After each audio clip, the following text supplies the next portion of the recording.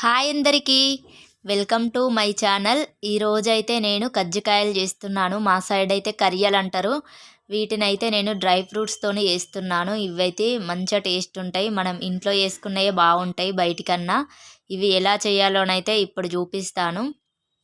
First అయితే నేనైతే పూరి పిండి తీసుకున్నాను. ఇది బయట షాపులలోనైతే పూరి పిండి అంటేనైతే ఇస్తారు. నేను మైదా పిండితోని కాకుండానైతే పూరి పిండితోని చేస్తున్నాను. ఇవి మైదా పిండితోని ఇందులో రవ్వ కలిపి కూడా చేస్తారు. బొంబాయి రవ్వ కలిపితే కూడా క్రిస్పీగా వస్తాయి. నేను అలా కాకుండానైతే ఓన్లీ పూరి పిండితోనే చేస్తున్నాను. ఇందులో కొంచెం ఉప్పేసుకొని అయితే సెమీ సాఫ్ట్గానైతే కలపాలి. చపాతీ కన్నా కొంచెం గట్టిగా కలుపుకోవాలి. చపాతీలానైతే కలపద్దు. అలా కలుపుకున్న దాన్నైతే ఒక 1 అవర్ అయితే పక్కన పెట్టేసుకోవాలి. తర్వాతనైతే నేనైతే ఒక కొబ్బరి ఉంటుంది కదా, ఎండు కొబ్బరినైతే ఇట్లా తురుముకోవాలి. అస్సలు మిక్సీ పట్టద్దు. ఇలా ఉంటుంది కదా మీడియం, కొంచెం పెద్దగా చిన్నగా అన్నట్టు ఉంటుంది కదా ఇందులోనైతే నేను మీడియం దాని మీదనైతే తురుముకుంటున్నాను. ఇది తురుముతోని మంచి టేస్ట్ ఉంటుంది. మిక్సీ వేస్తేనైతే అస్సలు టేస్ట్ బాగుండదు. ఇలా చేసుకోండి. ఇట్లనైతే ఉండాలి మీడియంగా పొడి అనేది. నేనైతే ఒకటే కొబ్బరి తీసుకుంటున్నాను. ఇందులోనైతే చాలా రకాలు ఉంటాయి కదా. మా సైడ్ అయితే ఈ కరియలైతే ఓన్లీ కొబ్బరి, ఇందులోనే చక్కెర కలుపుతారు అంతే. ఇదే లోపల పూర్ణంలా వేసి కరియలు చేస్తారు. నాకైతే అట్లా అస్సలు నచ్చవు. ఇలా మీడియం దాని మీదనైతే మొత్తం కొబ్బరినైతే ఇట్లా తురుముకోవాలి. ఇలా తురుముకున్న దాన్నైతే ఇలా పక్కన పెట్టేసుకొని అయితే ఒక కడాయి పెట్టుకొని అందులోనైతే ఒక గుప్పెడు పల్లీలను తీసుకున్నాను. వాటినైతే మంచిగా లో ఫ్లేమ్లో వేయించుకోవాలి. ఇవి పూర్తిగా వేగితేనే మంచి టేస్ట్ ఉంటుంది. ఇందులోనే 2 పెద్ద ఇలాచీలు వేస్తున్నాను. 2 తీసుకున్నాను. పావు కప్ అయితే షుగర్ తీసుకున్నాను. నేను ఇవి బెల్లంతో కూడా వేయచ్చు, కానీ నేనైతే ఇప్పుడు చక్కెరతోనే వేస్తున్నాను. ఒక పావు కప్పు తీసుకొని అయితే ఇట్లా కొంచెం బరకగానైతే గ్రైండ్ చేసుకోవాలి. అదే కడాయిలోనైతే ఒక స్పూన్ నెయ్యి యాడ్ చేసుకోవాలి. నెయ్యి మొత్తం కరిగేలానైతే చూసుకోవాలి. ఇవైతే బాదం కాజునైతే చిన్న చిన్న ముక్కలుగానైతే కట్ చేసుకున్నా ముందే. వీటినైతే ఇప్పుడు లో ఫ్లేమ్లోనైతే మంచిగా వేయించుకోవాలి. ఈ నెయ్యి మొత్తం కరిగే వరకు ఉంచి తర్వాతనైతే వీటినైతే మంచిగా వేయించుకోవాలి. ఇవి కాజు బాదంతో చేసుకుంటేనైతే మంచి టేస్ట్ ఉంటాయి. డ్రై ఫ్రూట్స్తో చేసుకుంటే హెల్దీ, మళ్ళీ ఇలా చేసుకుంటేనైతే చాలా బాగుంటాయి. లో ఫ్లేమ్లోనే వేయించుకోవాలి. అస్సలు హై ఫ్లేమ్ పెట్టద్దు. హై ఫ్లేమ్లో పెడితేనైతే 1 మినిట్లోనే మొత్తం బ్లాక్ అయిపోతాయి. తొందర వేగిపోతాయి. లోపలనైతే మంచిగా ఉండదు. అదే లో ఫ్లేమ్లోనైతే మంచిగా వేగుతాయి నెయ్యిలా. ఇలా కొంచెం వేగిన తర్వాతనైతే ఇందులోనే మనం తురుముకున్న కొబ్బరినైతే యాడ్ చేసుకోవాలి. దీన్ని కూడా మంచిగా ఫ్రై చేసుకోవాలి. పచ్చి కొబ్బరిని వేస్తేనైతే అస్సలు బాగుండవు టేస్టు. ఇలా ఒకసారి ట్రై చేయండి. ఇది డైరెక్ట్ ఇట్లా కూడా తినొచ్చు, అంత బాగుంటుంది టేస్టు. అది వేయించుతుంటేనే మంచి స్మెల్ వస్తుంది. ఇలానైతే వేగిన తర్వాతనైతే అదే కడాయిలోనైతే అస్సలు ఉంచొద్దు, ఇంకా బ్లాక్ అయిపోతుంది. అందుకే వేరే ప్లేట్లోకి తీసుకుంటున్నా నేనైతే. దీన్నైతే కొంచెం చల్లారబెట్టుకోవాలి. మొత్తం చల్లారిన తర్వాతనే మనం మిగతా పౌడర్ ఉంటుంది కదా, ముందు మనం మిక్స్ చేసుకున్నది పల్లీలది చక్కెర పౌడర్ అయితే ఇప్పుడైతే చల్లగా అయిన తర్వాతనైతే యాడ్ చేసుకోవాలి. ఇలా యాడ్ చేసుకున్న దాన్నైతే మొత్తం మిక్స్ చేసుకోవాలి మంచిగా. మొత్తం కొబ్బరి చక్కెర అయితే మొత్తం మిక్స్ అయ్యే వరకు అయితే మంచిగా కలిపి పక్కన పెట్టుకోవాలి. ఇదైతే చాలా బాగా టేస్ట్ ఉంటుంది.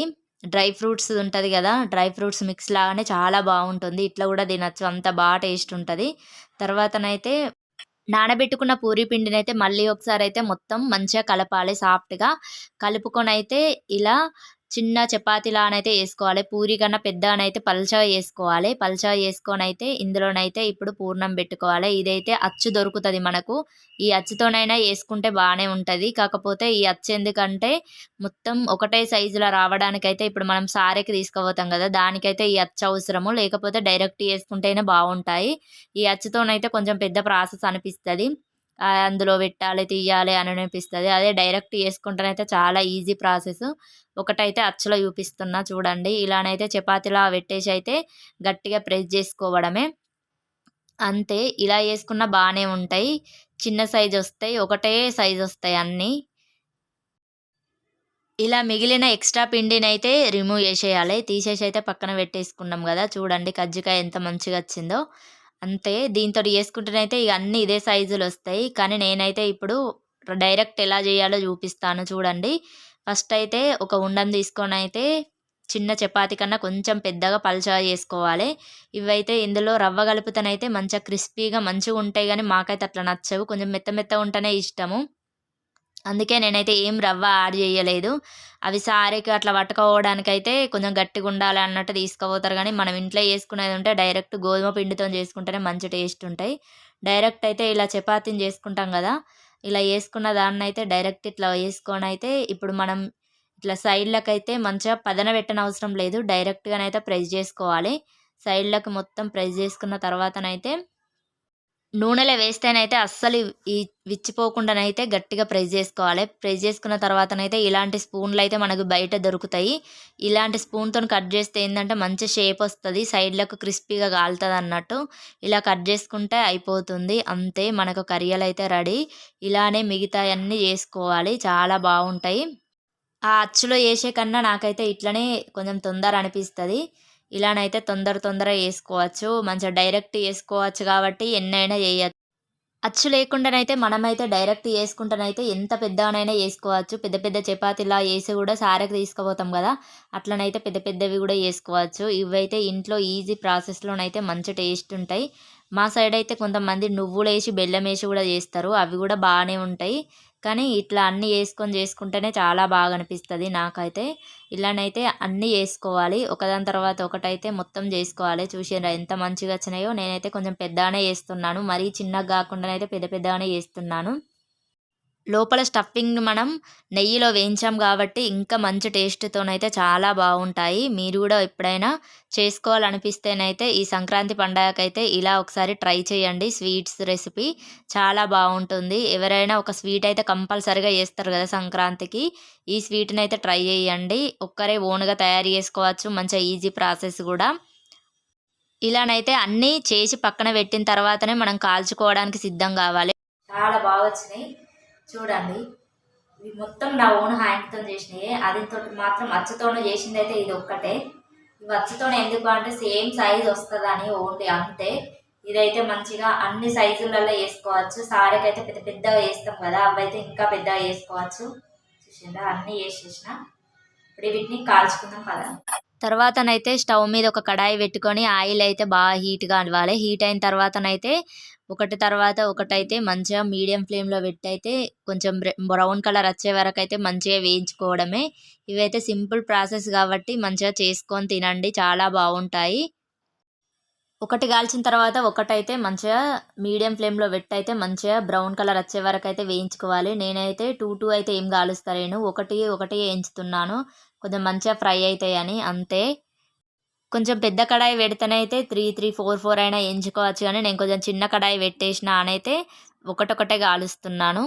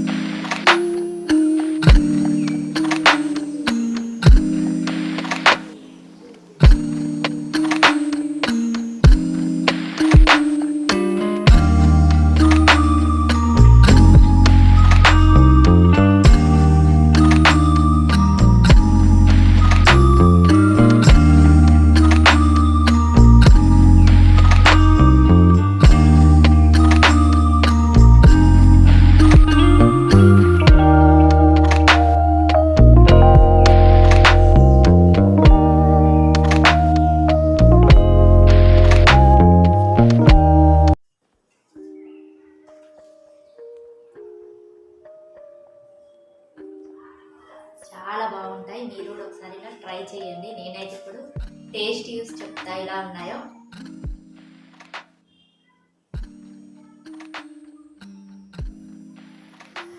బాగున్నాయి.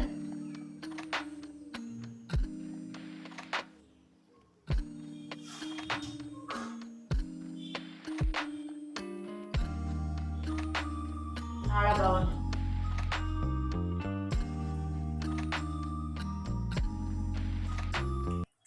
మీరు కూడా ఇలా చేసుకోండి. నా వీడియో నచ్చితే లైక్ చేయండి, షేర్ చేయండి, కమెంట్ చేయండి, సబ్స్క్రైబ్ చేయండి. Thank you.